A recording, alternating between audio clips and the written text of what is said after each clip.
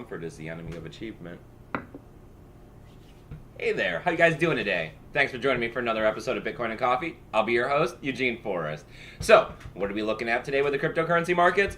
Well, since here it looks like the market's pulling in a couple different directions. Bitcoin Cash is still way up there with all the FUD that's happening, and the debate of whether or not it could possibly be the real Bitcoin. Still got a market cap of over $105 billion. That's absolutely fantastic. We still got a really high trading volume coming in at 12.4 billion right now, and we got a BTC dominance that's well over 50%, coming in at 52.6% right now. Bitcoin's down a bit though. A few people are bummed about this. I personally have not bought any Bitcoin really over 6,500, so at the moment I'm not at any kind of a loss. I did have expectations of Bitcoin's price increasing, here towards the end of the year, and then a pullback. I was thinking about December, but with everything that's happening with segregated witness 2x cancellation, and the Bitcoin Cash price being pumped up, apparently it's happening a little earlier, but I have no intentions of selling out any Bitcoin right now, so it's really not affecting me any. This is more fun, this is more news, this is more something for me to get out here and talk to you guys about on Bitcoin and Coffee as far as I'm concerned. So a Bitcoin price of $6,485 being down 1.7% today is not bothering me at all. We got Ethereum coming in at $324, it's up 2.3%. Some slow, steady gains right there.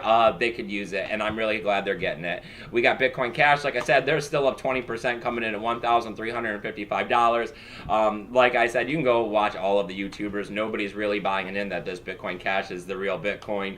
I think that this is funny. Apparently, they went through some mining difficulty adjustments, so we'll talk about that in a moment. We got Ripple coming in at 20.5 cents. It's up 1.4%. Nothing big there, but still a gain. We got Litecoin coming in at $60.92. It's down 1.3%. Not too much of a loss. Still holding above $60, which is good with me. We got Dash. They made some monster gains, but they're pulled back about 2.6%. Not too much. They're still up. They've still seen some new all-time highs coming in at $415. I've always been a little bit of a supporter for Dash. We got Monero rolling in at $121. It's down 3.5%. Still not that bad of a pullback considering that Monero had struggled getting over $100 for a long time.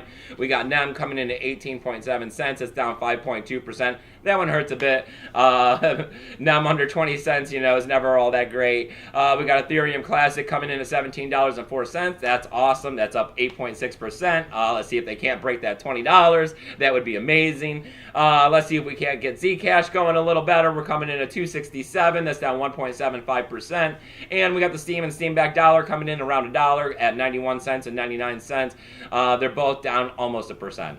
So, what are we looking at here on news on Bitcoin and Coffee?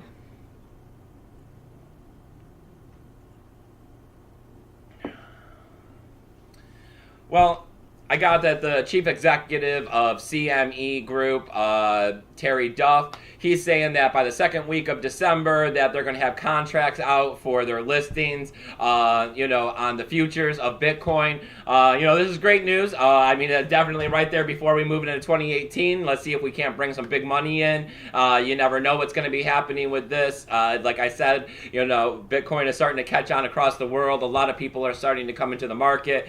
And I'm sure that a lot of other people are going to be flowing in as we move into 2018. Mass media, big publicity, large news stations are starting to talk about Bitcoin a little bit more and more. And like I said, it's kind of one of those things. You hear about it once, no big deal. You hear about it twice, you start to get curious. By the third time, you're starting to wonder what it is. And as always, once you start delving into Bitcoin and you understand what it is, you definitely want to move away from that fiat cash.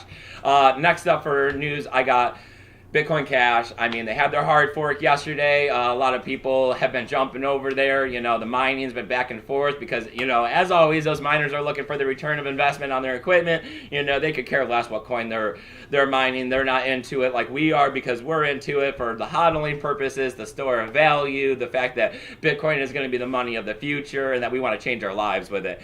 So, they're looking that they're going to be changing the block size every block. It's going to be based on the amount of work work that was put in on the block and the elapsed time from the last 144 blocks. So, I mean, it's going to take a little while to see how this actually plays out, see if Bitcoin Cash can actually become more profitable than Bitcoin in the mining purposes. Personally, I don't think that's going to happen. Bitcoin is always going to end up on top eventually. This is just a new form of attack on Bitcoin, and as always, as these attacks continue, Bitcoin will find a way to, grow and develop beyond it, and these attacks will become mute in the situation. So, as we move forward, I want to take a moment. I seen that I keep getting a new viewer here and there. And I mean, that is absolutely fantastic. But yesterday I got a letter, right, in my email help desk service, and somebody was asking me about where I think that they should go about investing their Bitcoin to go ahead and help make it grow. And pretty much, I can't tell you that. It is very hard to actually grow your Bitcoin in a legitimate way. Trading is not very easy. And 90% of the people out there and the stuff that's happening in Bitcoin and other cryptocurrencies are a scam. And it's mostly because Bitcoin is going into the future, and these people know it, and they're trying to find ways to be able to separate you and your Bitcoin.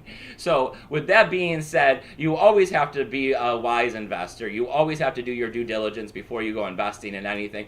But pretty much your best bet is to get you a hardware wallet, to put your Bitcoin in it, and to hold it. And that's what I've been doing for a little while now, and it's been working out great for me. So if you want to know where to invest, I mean, there's lots of other people out there that can point you in different directions.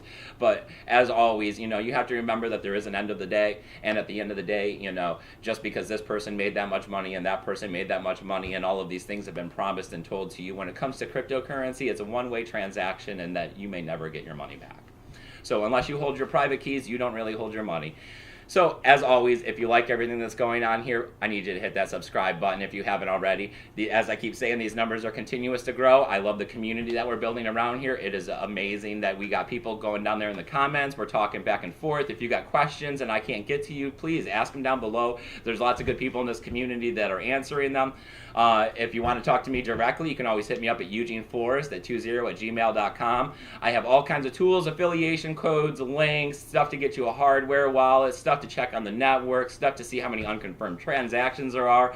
I got bad Bitcoins down there so you can check if you do want to go invest into different things. And as always, I got donational addresses because, I'm doing this for the love of Bitcoin. And as always, you guys remember, keep your Bitcoin safe.